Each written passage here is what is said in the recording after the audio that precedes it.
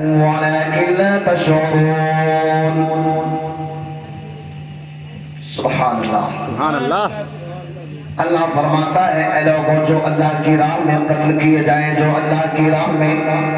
شہید کر دیے جائیں، اللہ کی راہ میں مارے جائیں، اللہ کی راہ میں کاٹے جائیں، انہیں مردہ نہ کہو بلکہ وہ زندہ ہیں. بل احیاء ولکن لا تشعرون. لیکن ان کے زندگی کے بارے میں تمہیں شعور نہیں، تمہیں معلومات نہیں، تمہیں ان کے زندگی کے بارے میں علم نہیں، وہ کس طرح سے زندہ ہے. سوال کرنے والوں نے سوال کیا کہ اللہ کس طرح سے زندہ ہے؟ زندہ کے لیے کچھ نہ کچھ شرطیں ہوا کرتی ہیں. جو کوئی زندہ ہوتا ہے تو بول کر کے دکھاتا ہے، جو کوئی زندہ ہوتا ہے تو سن کر کے دکھاتا ہے، جو کوئی زندہ ہوتا ہے تو آنکھیں کھول کر کے دیکھتا ہے، زندہ ہوتا ہے تو چلتا ہے. زندہ ہونے کے لیے کھانا شرط ہے، زندہ ہونے کے لیے پینا شرط ہے. عزیزان ملت اسلامیہ جب اس سوال کرنے والوں نے سوال کیا تو قرآن نے اس ہونے والے سوال کو سے پہلے قرآن نے جواب دے دیا. وَلَا تَحْسَبَنَّ الَّذِينَ قُتِلُوا فِي سَبِيلِ اللَّهِ أَمْوَاتًا بَلْ أَحْيَاءٌ وَلَكِنْ لَا تَشْعُرُونَ. سبحان اللہ. سبحان اللہ. سبحان اللہ سبحان اللہ. قرآن نے جواب دیا کہ اللہ کی راہ میں جو قتل کیے جاتے ہیں وَلَا تَحْسَبَنَّ الَّذِينَ قُتِلُوا فِي سَبِيلِ اللَّهِ أَمْوَاتًا بَلْ أَحْيَاءٌ عِندَ رَبِّهِمْ يُرْزَقُونَ. سبحان اللہ. سبحان وہ مرتے نہیں بلکہ زندہ رہتے ہیں اور اپنے رب کے یہاں بَلْ أَحْيَاءٌ عِندَ رَبِّهِمْ يُرْزَقُونَ، اور وہ اپنے رب کے یہاں رزق پایا کرتے ہیں. اللہ انہیں کھلاتا بھی ہے پلاتا بھی ہے. اگر قرآن نے کہہ دیا تو ہمیں ماننا پڑے گا کہ اللہ کی راہ میں مرنے والے اللہ کی غذاؤں کا لطف اٹھاتے ہیں. جنت کے پھل دیے جاتے ہیں اور جنت کے میوے کھلائے جاتے ہیں. جنت کے کھانے ان کے لیے آتے ہیں، جنت کی کھڑکیاں ان کے لیے کھول دی جاتی ہے. اور اب بات رہی بولنے کی، اب بات رہی دیکھنے کی، بات رہی سننے کی کہ میرا حسین کٹ گیا ہے، حسین کا سر سرم سے جدا ہو گیا ہے. لیکن میرے دوستوں بزرگوں جب آپ کے سر کو تن سے جدا کرنے کے بعد نیزے پر بلند کیا تو حسین نے قرآن کی تلاوت کر کے بتا دیا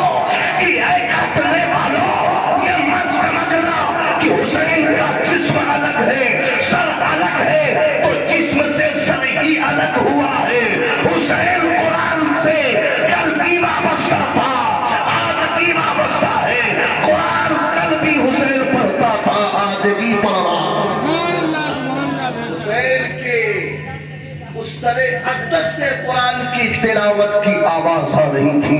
نیزے پہ سر بلند ہے، قرآن تلاوت کر رہے ہیں. دنیا سمجھ گئی کہ جو اللہ کی راہ میں قتل کیا جاتا ہے وہ مرتا نہیں بلکہ زندہ ہو جاتا ہے. مرتے زندہ ہو جاتے ہیں. جو مرتے ہیں حق کے نام پر مردہ دل کیا خاک جیا کرتے ہیں، مردہ دل کیا خاک جیا کرتے ہیں. عزیزان ملت اسلامیہ اس حسین ابن علی کی جان ساری کو سلام، نیزے پر قرآن پڑھنے والے قاری کو سلام، نیزے پر قرآن پڑھنے والے قاری کو سلام. عزیزان ملت اسلامیہ میں اپنے سفر کی طرف چلوں، کوشش کروں گا کہ انشاءاللہ ترتیب سے اس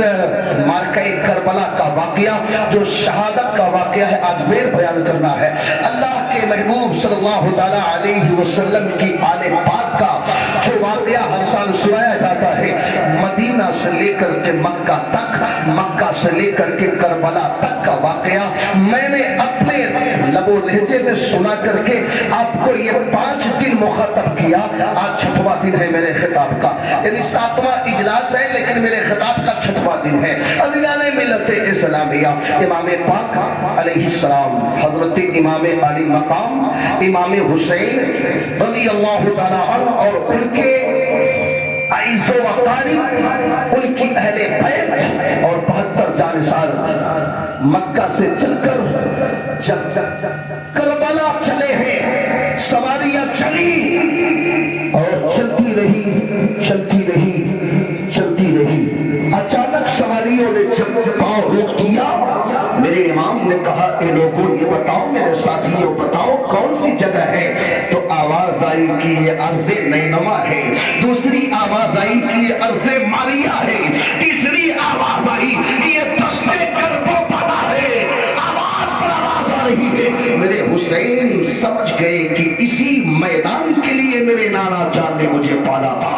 اسی پر میرا امتحان ہونا ہے آپ نے فرمایا سیدہ زینب اے میری پیاری بہن اے عابد بیمار علی اکبر علی اصغر اب جہاں تک ہماری منزل تھی ہم نے اپنی منزل تک پہنچ گئے اترو اپنے کچاوے سواریوں سے اتار لو اور اپنے خیمے نصب کرو اور یہیں پر اب ہم کو اللہ کا شکر گزار بندہ بن کر یہیں پر امتحان دینا ہے اپنے امتحان گاہ میں حسین پہنچ گیا ہے